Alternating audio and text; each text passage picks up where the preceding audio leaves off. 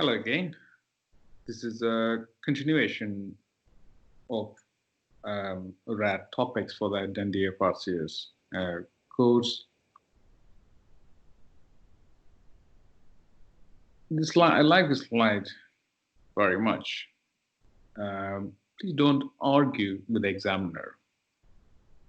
They are here to help you. They sometimes give a clue, try to grasp it, and try to be very safe. Many people, they ask me in the FRCS course, this could be treated this way, and that disease could be treated in a different way. Yes, there are many ways to treat a patient, but at your level, the safest answer is the correct answer. Okay? Keep that in mind in all occasions and express your concerns. One of the main concerns is the West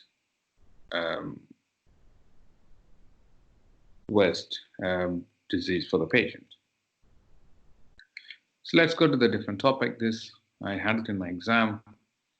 I wasn't doing very well, particularly this, even though I'm a head and neck consultant at this point.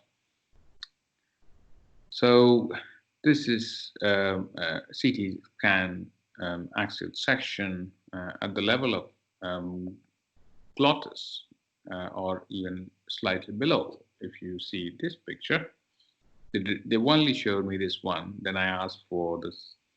I did not ask for the second one. I should have asked for it. So you can also describe other things as well. This is sternocleidomastoid, carotid, IJV. So there is a mass here, and that's possibly the thyroid and cricoid junction. So the differential diagnosis was subglottic lesion, or even a glottic lesion with extension downwards. So the diagnosis was actually a subglottic cancer, or chondroma. Think about the salient features, calcifications. So it is a rare laryngeal cancers, and hoarseness is a commonest presenting symptoms, followed by dyspnea because this is slow growing, and they can also present like a proper laryngeal cancers with a dysphagia, dyspnea, cough, and with the neck nodes, with the airway problems. The good thing is 95% of the laryngeal cancers, laryngeal chondromas, are low grade and often underdiagnosed as a benign chondromata. It's a diagnostic challenge for the pathologist. So you may need multiple biopsies. These tumors grow very slowly and has got a low metastatic potential and high chance of recurrence. The treatment, general consensus at this point, could be managed conservatively by endoscopic resections, in some cases tracheostomy, limited resection. Laryngectomy is an option. Radiotherapy is a controversial. The lesions in the ear, Sue will have another topic, discuss about the facial plastic, but it's worth to understand, worth to kind of practice what sort of flaps they are using. So this is a squamous cell carcinoma of the auricle, and you can see the star-shaped resection, and then primary resection and primary closure. That gives you a smaller ear, but that's one way of dealing it.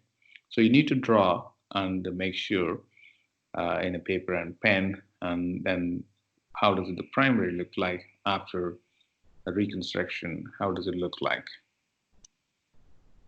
This is a basal cell carcinoma of the auricle for the elderly patient in the concha, which is resected and treated with full thickness skin graft. That's one of the options. So there is a step ladder pattern. It starts with primary closure or secondary healing or the local flaps. So you should be aware of all these basic reconstructions. This is another one, a full thickness skin graft, which gives you best cosmetic results for elderly patients rather than doing extensive flaps.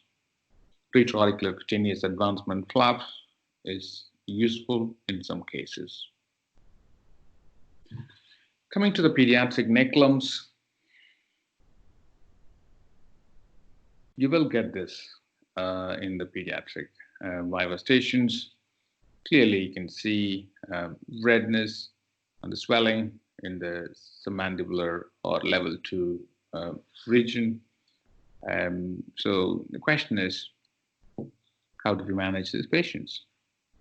History to find out whether it is acute or chronic, whether recent any associated upper respiratory tract infections or any other lumps. Examination to find out size of the node. It's 1 centimeter or less. It is mobile and soft, and there's a low suspicion of cancer, reassurance, and discharge instructions. That's the standard practice. If anything more than 2 centimeter or large, needs urgent lymph node biopsy. Generally, ultrasound is key. FNA is not a standard practice, but generally the blood tests are done to rule out toxoplasmosis, Bartonella, CME, and EBV. Majority of them benign cervical lymphadenopathy, but lymphoma is the most common malignant symptoms. But this case is inflammatory type of swelling. It could be abscess, it could be atypical tuberculosis. This cervical lymphadenopathy is for a child with non-inflammatory neck lumps. Okay, so atypical mycobacterium. The pathology is usually starts in the neck nodes, either in the parotid or submandibular gland. Affects preschool children, and they got a persistent cervical lymphadenopathy from 2 to 6 weeks, and they are very well, no systemic illness, and they don't respond to the standard antibiotics. If untreated, the skin become red and violet, and they can develop cold abscess. Then skin breakdown ends with a discharging sinus, and eventually heal with a scarring. So it's a process. So treatment, we involve infectious disease team and the pediatric team. Clarithromycin, rifabutin can be used.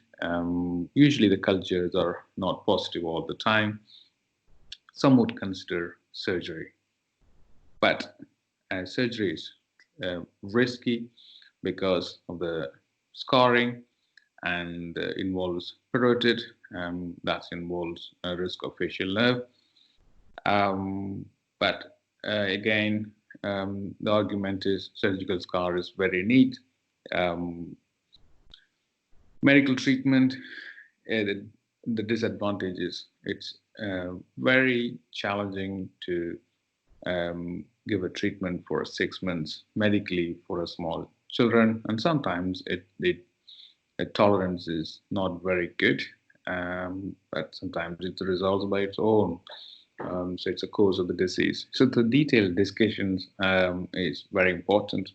You could quote a few papers about the specificity, sensitivity of the test, and also the management of these patients with the medical treatment in terms of complaints of medical treatment.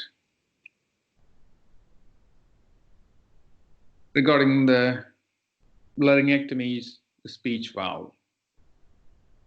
When you describe laryngectomy patients, many patients, many have a nice looking stoma. So describe about the stoma, whether it is stenosed or wide, clean, and whether they got any HME filters or a base plates, and look inside whether any speech valve there, and describe the speech valve.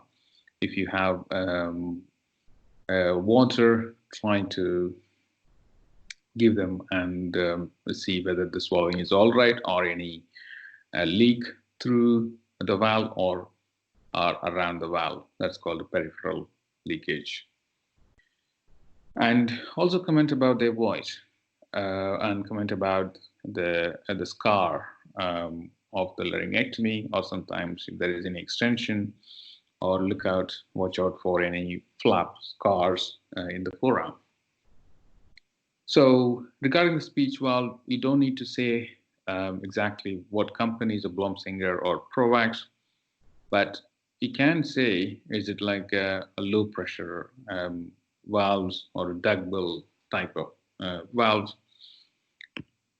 And this is a Blomsinger Advantage indwelling valve, so non-indwelling valve. So it is actually indwelling, non-indwelling is mainly whether the surgeon changes the valve or the patient themselves changes the valve. So that is the difference.